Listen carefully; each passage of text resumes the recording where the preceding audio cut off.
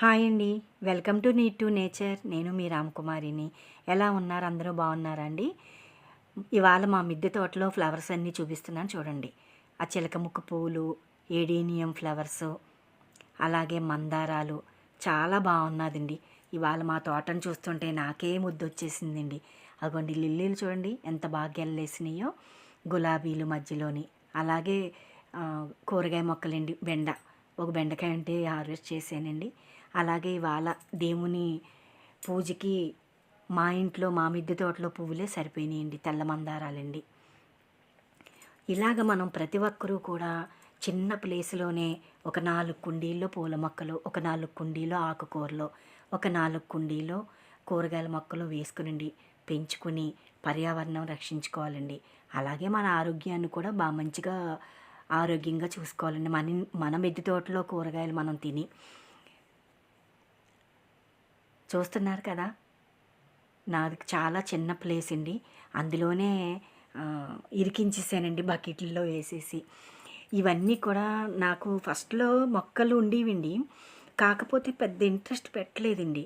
నేను పినాకి పద్మ గారిదండి, నూర్జహాన్ గారి channels చూసిండి, mad gardener Madhavi గారు ఆ గార్డెన్ వీడియోలు చూసిండి నేను చాలా ఇంప్రెస్ అయ్యానండి.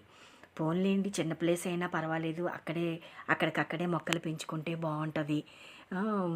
మనందరం కూడా మొక్కలు పెంచండి పర్యావరణం రక్షించుకున్నట్టు ఉంటుందని వాళ్ళని ఆదర్శంగా తీసుకుని నేను కూడా ఈ మిద్దె తోట తయారు చేసుకున్నానండి చిన్న ప్లేస్లోనే. మీరంతా కూడా నన్ను సపోర్ట్ చేస్తారని ఆశిస్తున్నానండి. నా channel need to nature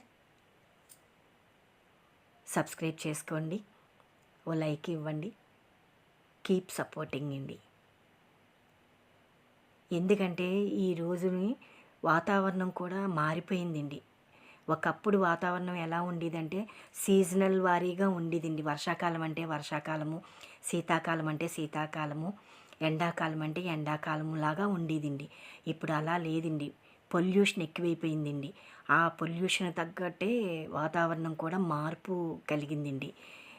ozone పొర కూడా క్షీణించిపోతున్నదండి. అందుకనే మనందరం కూడా ఇలా ఉన్న ప్లేస్లోనే తక్కువ బడ్జెట్ తోటి, ఏమీ లేదండి, మనం కిచెన్ వేస్ట్ తోటి మనం పెంచుకోవచ్చండి మొక్కల్ని. మనం రోజుకి కూరగాయలు వంట చేసుకుంటామండి, బోళ్ళంత కూరగాయలు తుక్కు వస్తుందండి. అలాగే మనం దేవుడి దగ్గర పువ్వులు పెట్టుకుంటామండి, ఆ పువ్వుల వేస్ట్ కూడా మనం మొక్కల్లోనే పెట్టేసుకుని పెంచుకోవచ్చండి.